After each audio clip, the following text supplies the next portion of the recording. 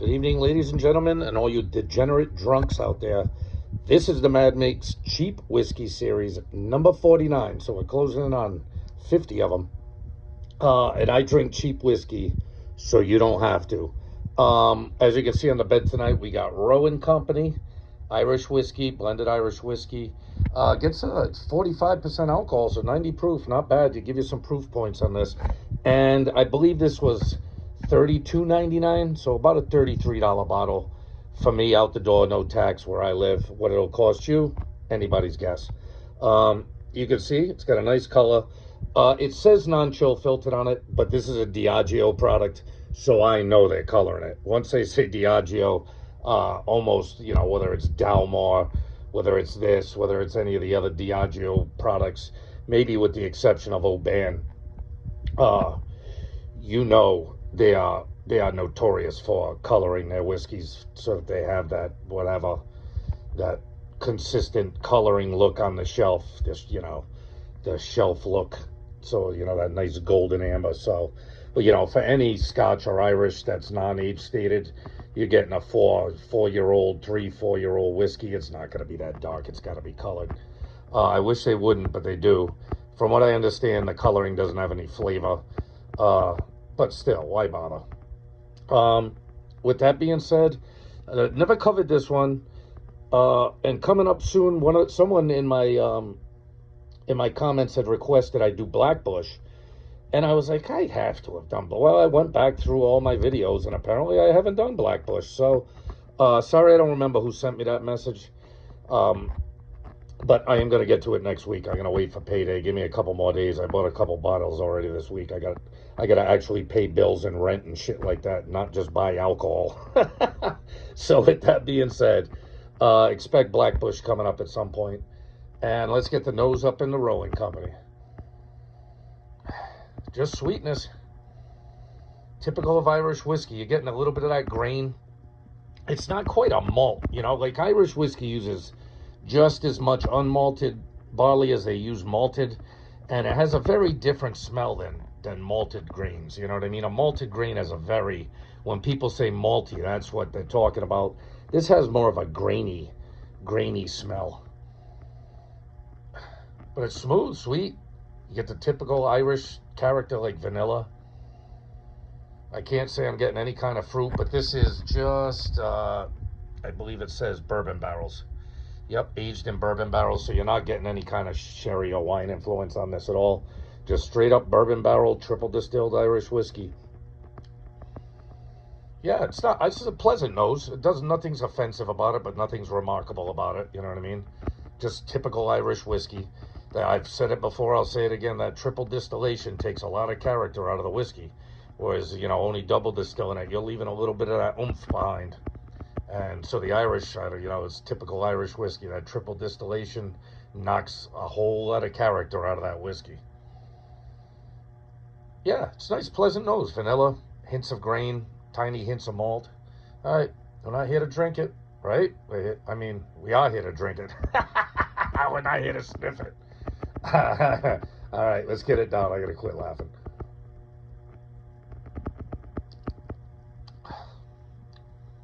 Yeah, it's pleasant. It's got a nice, pleasant, sweet. I tell you what, on the palate, I'm getting like a hint of fruit. I can't say what it is. Maybe like light plum or nectarine or something like that. Like a hint of it, not getting buried by it. You're getting the sweetness up front. Maybe the hints of grain. But typical Irish palate, especially if it's just bourbon. You know what I mean? If they start getting into sherry finishing like Redbreast does and some of those other companies, or if they're a single malt, or if they're only double distilled, a few of these Irish companies will do some strange stuff. I've seen a couple Irish that just double distill. I've seen, of course, companies like Redbreast use some sherry casks in it, stuff like that. So, you can get some more complex Irish whiskeys, but they tend to be a lot more expensive. You know what I mean? At $33 or whatever this was, you got to keep your expectations in check. Yeah, pleasant enough nose, grainy, sweet, vanilla. On the palate, you get straight up vanilla type sweetness right off the bat. Hints of grain. Like I said, maybe hints of fruit. It's not blowing me away. Like I said, the fruit. If there's fruit in there, it's not blowing you away. It's like a passing hint of, like apricot or plum or something like that. You know what I mean? Not necessarily plum. That's a little too dark, maybe. But like if you've ever had a plum that wasn't super ripe, you know what I mean? Something that was a little bit younger and not quite that deep, dark purple, juicy plum, but something, something, a hint of it. So, I mean, it's not bad. All right, we're not going to spend a lot of time on this one. One other thing I did, when I was watching whiskey.com news on YouTube a few weeks ago, I think they said that Roe Company was shutting their Dublin plant. They didn't say they were going out of business, but I guess the Irish are having hard economic times, and maybe it's becoming too expensive to produce in Dublin. You know what I mean? Maybe the land's too valuable and they're not making enough money to support it. And also remember, with this being a Diageo product, I don't even want to know how many distilleries Diageo owns. They might be saying to themselves, what are we maintaining this expensive plant for, this expensive distillery, when we own, X amount of other distilleries in Ireland and even Scotland and all around the world, even in America probably.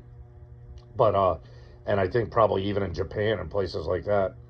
So I think they're shuttering their Dublin distillery and maybe move into one of their sister distilleries, something like that. I'm not really sure, but I'm almost positive it was Roe Company that he said was doing that. And I think Roe Company and Jameson are the only two distilleries in Dublin, because Bushmills is Middleton, I think, or one of them. Yeah, I think Bushmills is Middleton. They're not in Dublin, so I think there were only two distilleries left in Dublin, and Roe Company was one of them. And they're going to be apparently shutting that plant. So with that being said, the Mad Mix Cheap Whiskey Review number 49, Roe Company, blended Irish whiskey, 45% alcohol, non-chill filtered, probably definitely colored. I'll give it like an 8.4, yeah, something like that. You know what I mean? A nice safe number. Is it good? Yeah, it's pretty good. It's definitely smashable. You can drink this stuff. There's no doubt, but it's not remarkable either, you know what I mean? After you've tasted hundreds of whiskeys, just bland kind of standard whiskeys, they don't do a whole lot for you. I mean, if you were just starting into Irish whiskey or you were looking for a $33 bottle, you could do a lot worse than this, that's for sure. So I'm not slagging it, I'm not talking it down, but, you give me a bottle of Redbreast cask strength Irish whiskey, wow, now we're talking, people, but you're going to pay $100 for that bottle, something like that, here in America. So I like it. I think it's pretty decent. Would I buy, you know what I mean? I always say, would I buy it again? But I never buy anything again, except every once in a rare while, I'll get a second bottle of something. I prefer to just keep on looking for new stuff, keep on trying new stuff. And of course, that gives me the opportunity to review new stuff. And that's probably why. But for $32, would it be a go-to Irish for me? Probably not. You know what I mean? There are other Irish in this price range. This is not bad. Not bad at all. It's drinkable. If you're looking to try something different, if I would give it one thing, it would be that proof point. You don't get 45% out of many Irish whiskeys. They're mostly giving you that 40, maybe a 42 if they're feeling extra generous that day. But 45 is not a bad proof point, so it drinks good. It's nice. It's smooth for its proof point.